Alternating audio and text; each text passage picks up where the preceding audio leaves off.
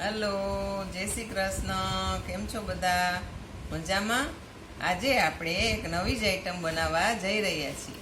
વાનગી મંચની અંદર આ પહેલી જ વાર ચૂર્ણ બનાવું છું.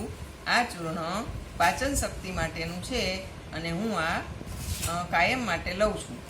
પણ બધાની તાસીર અલગ અલગ હોય છે, એટલે બધાએ વૈદ્યની સલાહ મુજબ લેવું. તો આ હિમેજ છે. આ હિમેજની અંદર એરંડિયું નાખી અને મેં શેકી લીધી છે અને તે ફૂલી ગઈ છે.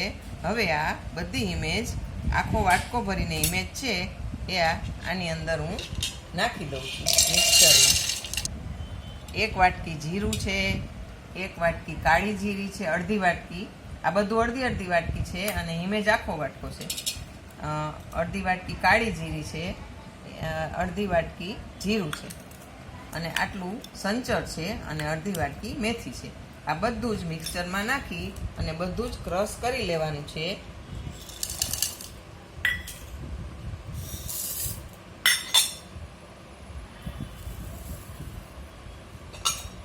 હવે આ બધું ક્રશ કરી અને પછી ચાળી અને આનું ચૂર્ણ બનાવવાનું છે. ખૂબ જ રાહત મળે છે અને ચરબીમાં પણ આપણને રાહત મળે છે. બધું જ ક્રશ થઈ ગયું છે. હવે આપણે આને ચારી અને એક કાચની બોટલમાં ભરી લેશું, એટલે આ રોજ ઉપયોગમાં આવે. 1 ચમચી હું રોજ લઉં છું.